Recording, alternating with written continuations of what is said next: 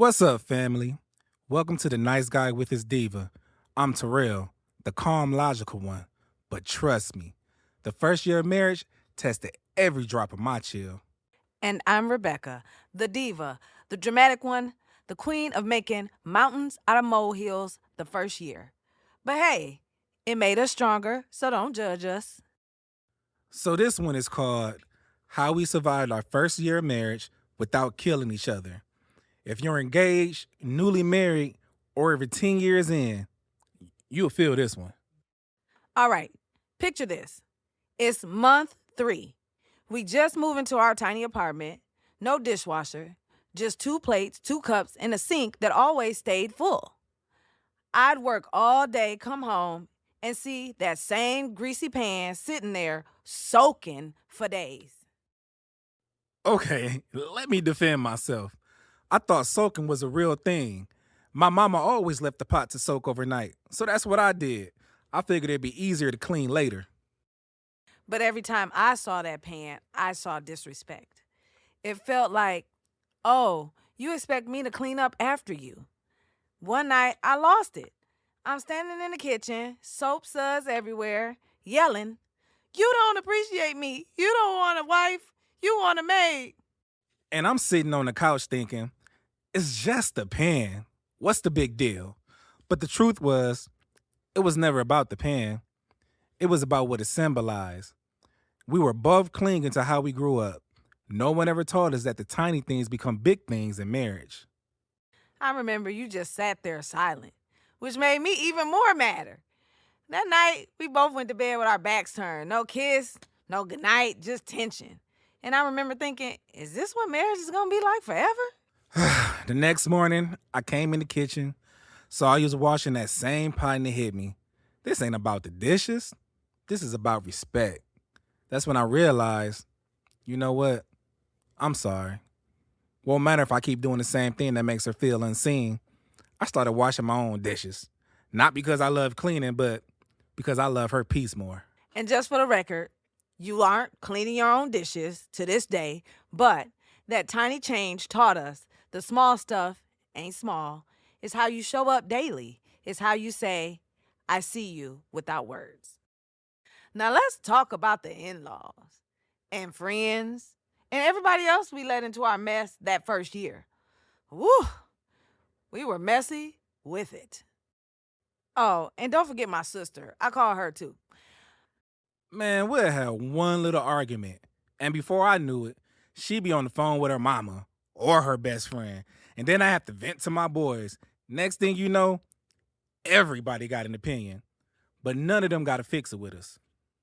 My mom loved me, so of course she'd say, "Girl, you don't deserve that. Come stay with me." But what I didn't realize was every time I ran to her, I was inviting her to stay in our fights forever. So even after we were made up, she'd still be looking at him sideways. Man, I remember this one fight. You slammed the bathroom door, locked yourself in, called your sister, and told her everything. An hour later, her sister texted me like, "You wrong for that." I'm like, man, how do you even know what we said in our bedroom? But it's true, it made everything worse. And it felt comforting at first, like they got my back. But it robbed us of intimacy. We needed to learn if you can't fix it with your spouse first, you're gonna stay stuck in it. So we set a boundary. Our marriage is our circle. If we really needed outside help, it had to be a trusted, mature couple. People who wanted us to win, not take sides. That changed everything. It made our sorry safer because we didn't have a whole audience in our mess. Now let's be real. Money nearly took us out the first year too. We were broke. Like couch cushion quarters, kind of broke. I remember that overdraft notice hit our account one Friday and I cried like somebody died. I'll never forget that. We were in the grocery store line trying to swipe our card and it declined.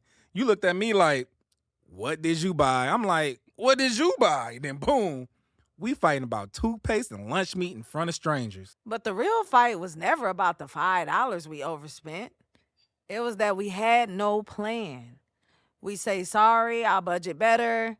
But next week, Same overdraft, same stress, same fake sorry. And one night we sat on our old futon, both mad at each other and mad at ourselves. That was our come to Jesus moment. That's when we said, you know what? We need to get on the same page. We made a simple budget on a napkin. We started putting $10 to the side for date night so we had something to look forward to, even if it was just fast food or a movie, whatever floats your boat. It wasn't perfect, but it changed how we fought. Instead of, sorry, I blew the money, it became, let's fix this together. That's when I knew we'd survive. When we chose to be on the same side of the problem instead of against each other. But check this out. We prayed a lot that first year, sometimes separate, sometimes together. James 1:19 says, be quick to listen, slow to speak, and slow to become angry. That verse was our anchor when we felt like giving up. I'd be yelling one night, then praying the next morning, like, God, help my mouth. Still to this day, he need to help my mouth. But because we were two broken people trying to build something holy, he showed up in the small ways, giving us patience when we wanted to quit. So what I would tell my younger self is, stop thinking love means you win every argument. Winning is your marriage lasting, not the fight. I would tell my younger self, a real sorry means you get up the next day and do something different. Not perfect, but better. So this week, here's a challenge for you all. What's one thing you keep arguing about on repeat? Take it off the table. Make a plan. Get on the same side of it. And if you've been letting everybody in your business, lock the circle, make it sacred. Your marriage is your garden. Protect it. So that's it for episode 1, how we survived our first year of marriage. If you're in your first year, breathe. It gets better when you do. And say you're sorry, but mean it. And show it. Remember this, y'all on the same team.